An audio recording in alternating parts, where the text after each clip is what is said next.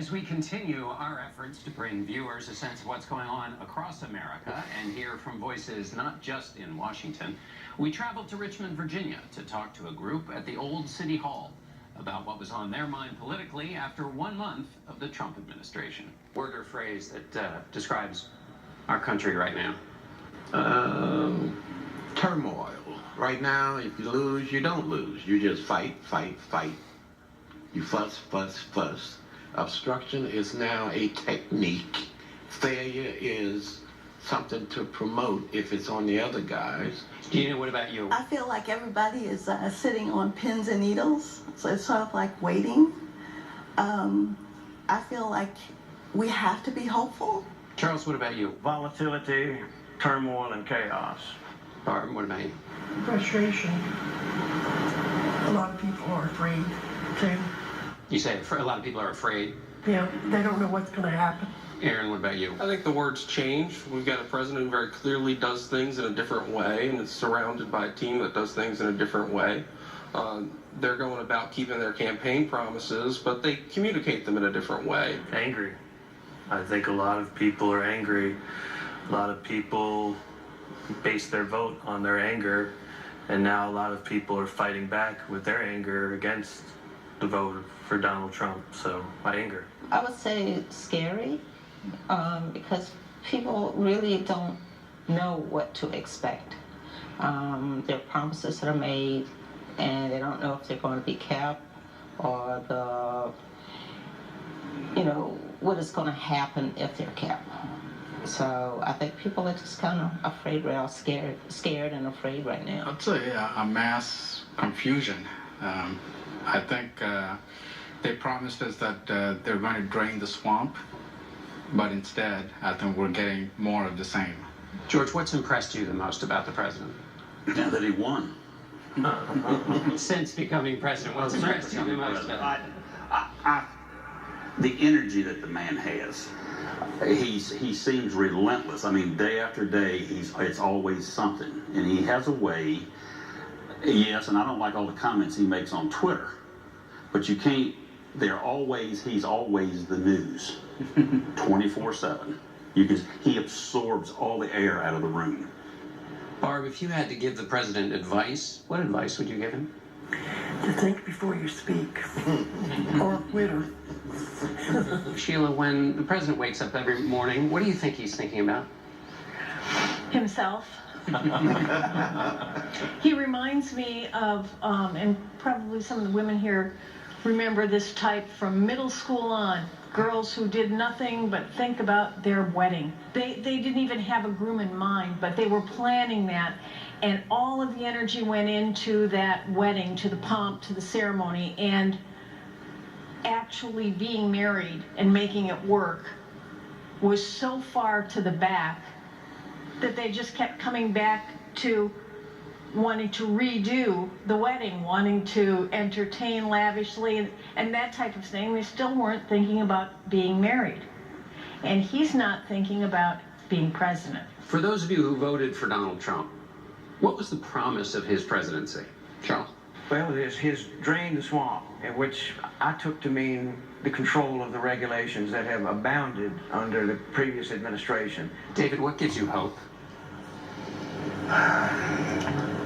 Hope is we will change presidents somewhere down the line.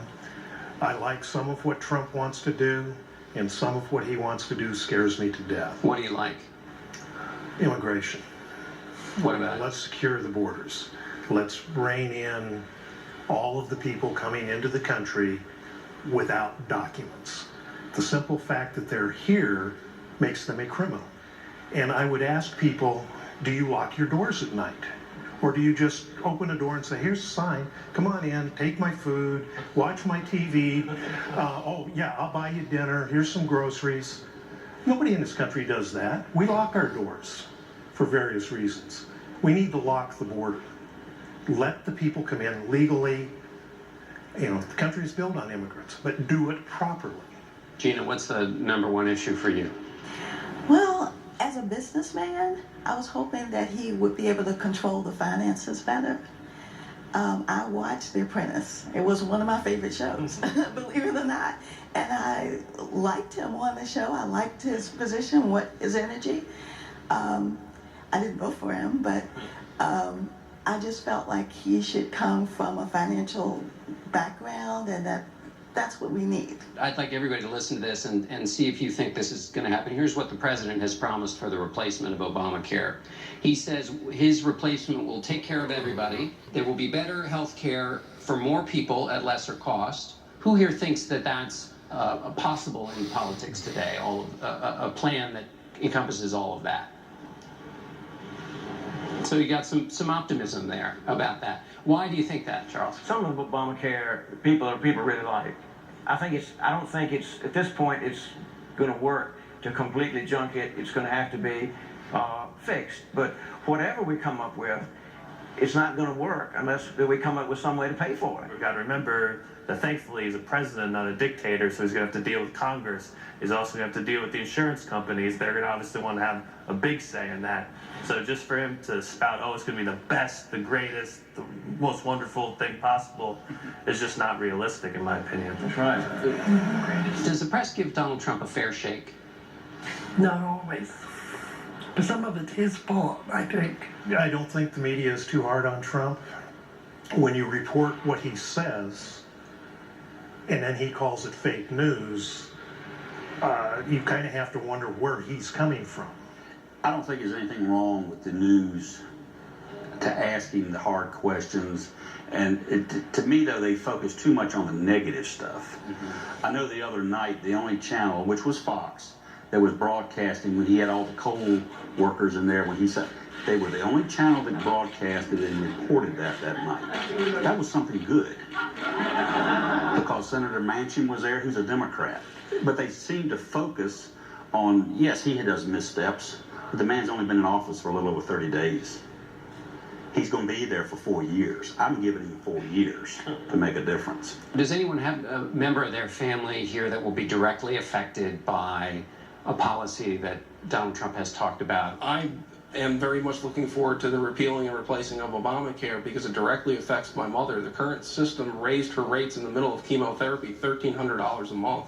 It's absolutely insane. And to say that that policy is helping people, it needs to go, it needs to be replaced. And you feel like the replacement will be better than what she's got now? It has to be. The final question. Gina, I'll start with you.